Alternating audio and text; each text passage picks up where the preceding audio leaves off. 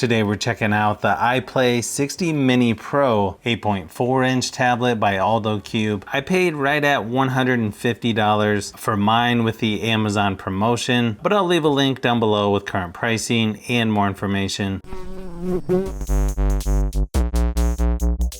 It comes with Android 14 right out of the box. It's got a MediaTek G99 processor, 8 gigabytes of RAM, 128 gigabytes of storage. You can also expand the storage with a micro SD card. It's got an 8.4-inch IPS LCD display with 1920 by 1200 resolution. It's got Bluetooth 5.2. It's got dual speakers, a 6050 milliamp hour battery with 18-watt fast charging. I believe this is their update to the iPlay 50 Mini, although they have several variations of that. Of course, you have your quick start guide.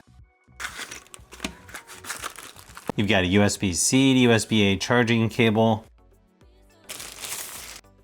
Pretty similar look and style to the iPlay 50 Mini. It looks like it has a screen protector already on it.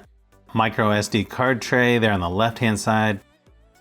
Kind of strange to have the USB-C charging port up at the top instead of on the bottom. You've also got a speaker on each side as well.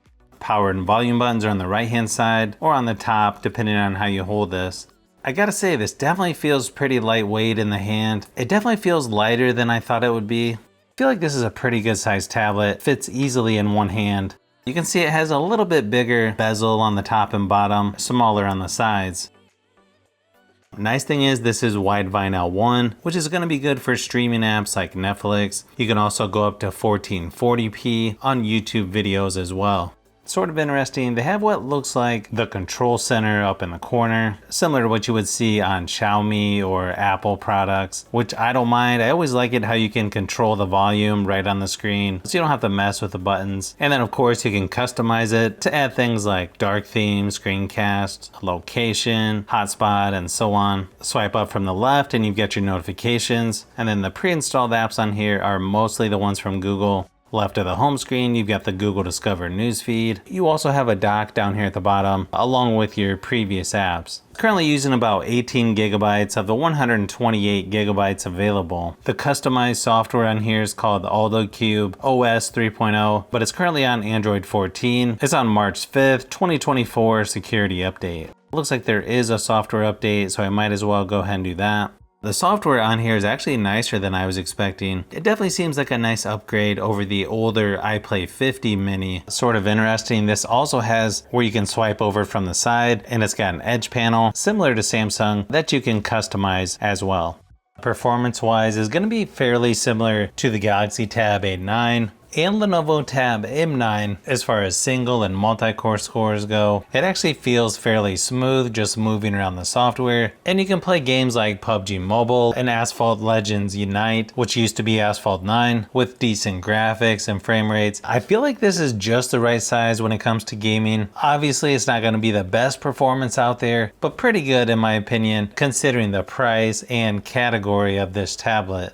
I also ran my typical battery drain test at 100% screen brightness, and it lasted about 6 hours, which surprisingly is quite a bit better than the iPlay 50 Mini. So it should last a couple days with mixed usage, especially if you turn the screen brightness down.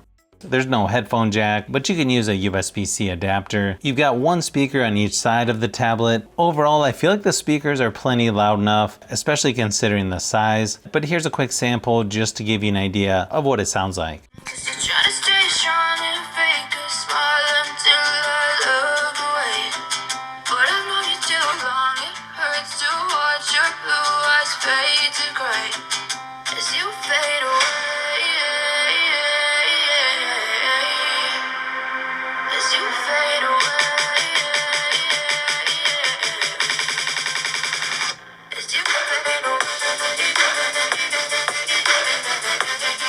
You've got an 8 megapixel camera on the back, 5 megapixel on the front. This is probably one of the simplest camera apps out there. You just have picture and video.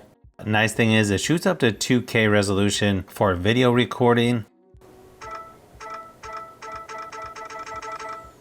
The photo quality looks decent in my studio lighting, but here's a quick sample of photo and video just to give you an idea of what to expect.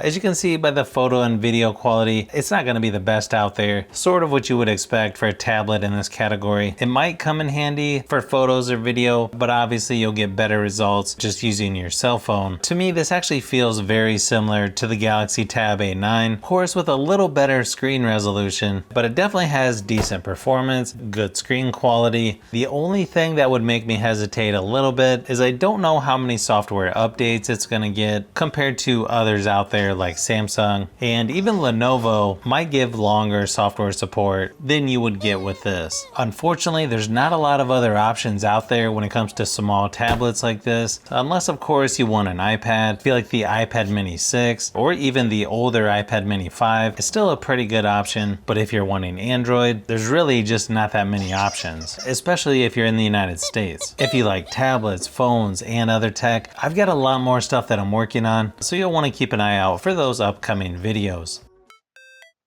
So if you've made it this far into the video, you may want to say thanks by subscribing, and don't forget to give a thumbs up if this video was helpful. This is Brian from Fishbee Productions. Thanks for watching, and I'll see you on the next one.